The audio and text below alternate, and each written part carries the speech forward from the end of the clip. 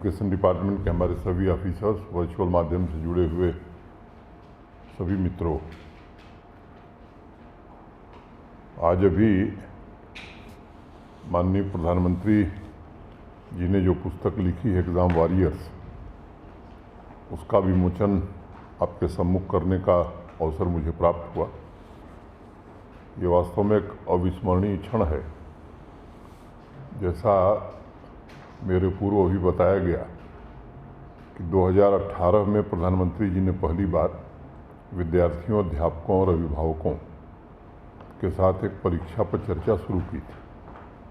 सामान्य रूप से परीक्षा के दौरान जो एक मानसिक तनाव या दबाव विद्यार्थियों पर आता है, उसको लेकर के बहुत ही, मैं कहूँ कि सहज और सामान्य ढंग से इस पुस्तक में कई ऐसे सुझाव दिए गए हैं। कुल 34 सुझाव हैं और मैं मानता हूँ कि हर सुझाव का अपना एक विशेष महत्व है। जैसे एक बात तो पुस्तक में कही है उन्होंने कि जैसे हम उत्सव मनाते हैं वैसे परीक्षा को भी एक उत्सव की तरह मनाएं, उत्साह के साथ परीक्षा में भाग लेने की बात कही गई। दूसरा, परीक्षा में अंक पाने से ही सब कुछ जीवन में प्राप्त हो जाएगा, ऐसा नहीं है।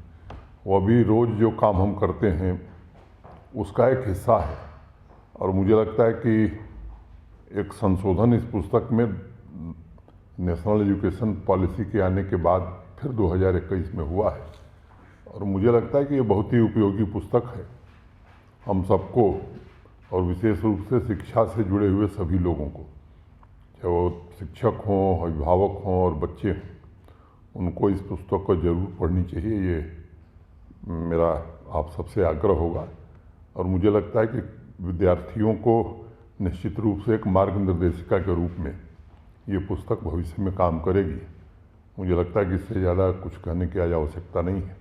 आप सभी लोग जुड़े, इसलिए आप सबसे मैं पुस्तक के अलावा एक बात कहना चाहता हूँ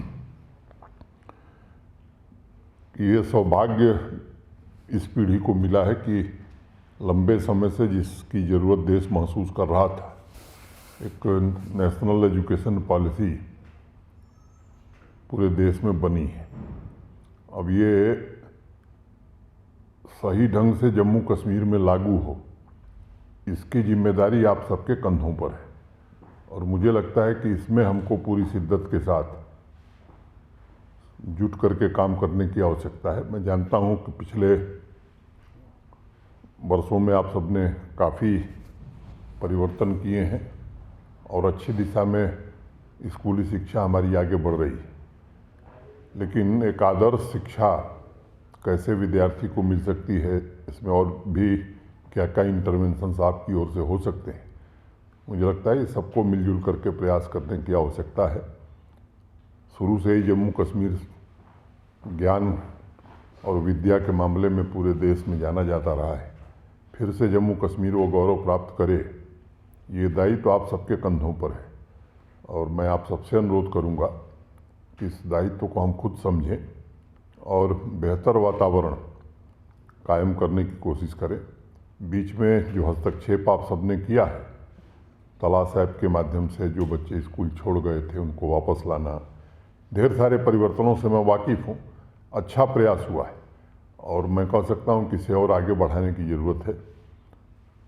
करिकुलम को लेकर के आप सबको मैं ज़रूर सजेस्ट करना चाहूँगा कि अब करिकुलम हमें, एक तो सामान्य रूप से मुझे लगता है कि सीबीएसई में जो पैटर्न है 80% हम वही फॉलो कर रहे हैं, 20% जो है वो स्थानीय लोकल कंटेंट है।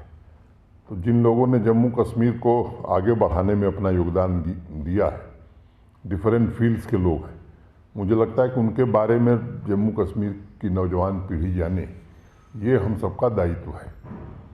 मातृभाषा में शिक्षा, ये प्राइमरी स्कूल में विशेष रूप से आगे आने वाले दिनों में हमको देखना होगा कि डोगरी भी पढ़ाई जाए, कश्मीरी भी पढ़ाई जाए, पंजाबी भी पढ़ाई जाए। इन भाषाओं को कैसे हम समृद्ध कर सकते हैं, चाहे वो यहाँ की स्थानीय और भी भाषाएं हैं, गोजरी है, तो इन भाषाओं को कैसे हम पूरा इनका विस्तार व्यापक रूप से कर सकते हैं, इसमें एक नए सिरे से प्रयास की आवश्यकता है और NEP पूरी तरह से लागू करना ये हम सबका दायित्व है।